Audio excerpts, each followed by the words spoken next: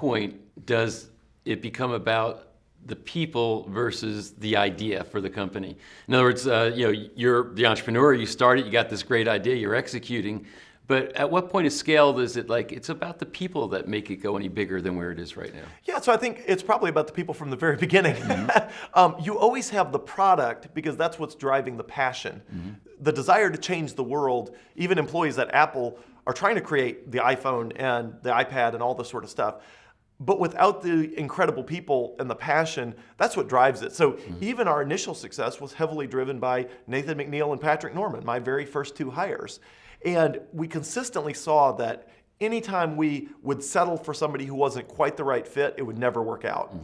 It was always worth waiting for somebody who is really going to be incredible. And so the product certainly drove us because that was the dent in the universe we were making, but that dent was not going to happen without all these incredible people who woke up every day and built their lives and their families around this business and this mission and these coworkers and that vision. How do you, and I think this is a challenge for a lot of entrepreneurs, especially as they're growing, where do you draw the line between saying, hey, we care, we're a family, but we can't go too deep to get involved in everybody's life? Yeah, so I think we would offer whatever support people wanted. But first of all, I'm a big believer that an employee that has a healthy work environment and a healthy family life is going to be the most productive. So there's a lot of, as in politics, there's a lot of lies in business. One of them being trade-offs of people acting like, well, to be a really good employee, you have to make all these sacrifices. And my view was never that. My view was if we can create an environment that creates the best environment for the employee and for their family, then we're going to get the best out of them at work. And I don't want 12 hours of suboptimal performance where they're missing dinner with their family. I'd rather 8 or 9 hours of incredible performance because they're home with their family every night, because they're getting well paid, because they're excited about the work they do, and because they take vacations. We even, with our core values, if an employee took a vacation, if they would allow us to turn their email off while they were gone, we'd give them a $10 bonus per day of that they were on vacation. Wow. And it wasn't about the money, it was about sending a signal to them that when you're on vacation, we need you to be relaxed, rested, and recharged. We don't want you trying to get a little bit of work done on your vacation because that's not good for us or you. You come back burned out because you never did check out, and you only really got a couple hours of work done on your vacation anyway while you were gone a week. Check out. The world will not melt down. We'll be fine. You'll be fine. Come back completely recharged from being off the grid, and then go back to giving us your best. And so I felt the same way as a businessman and as a family man and as a Christian, that the right thing for my Christian values and my Christian faith was always the right thing for the employees, which was always the right thing for the product, which was always the right thing for our profits. So anybody that claims that profits and core values, or that profits and being a good business person or a good family man or whatever are in conflict, they're not. The right thing to do is always the right thing in the long term for the bottom line, the top line, and for yourself as a human being. So since a focus of ours is money, how did money or your perspective towards money change for you from the initial phases of college into entrepreneurship?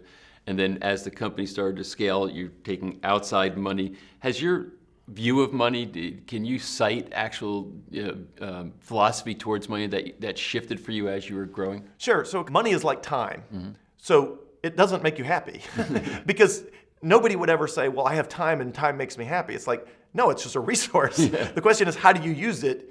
And that determines whether it makes you happy. And so money is the same way. Money is a resource, like time. You can use your money wisely, you can use your time wisely. But the things that really matter are human relationships. In my case, a relationship with God and healthy human relationships. Those are the things that matter. And I think one of the things that really drove that home for me is in 2014, I sold the majority of the stock in the company because I was ready to enter politics and some other things in life.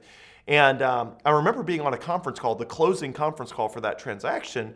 There was about 30 people on the conference call that were all sounding off that the paperwork had been done, it was bankers and investment firms and all this sort of stuff. And at the end of that phone call, my wife and the kids were somewhere else at the moment, so I was home alone for this conference call.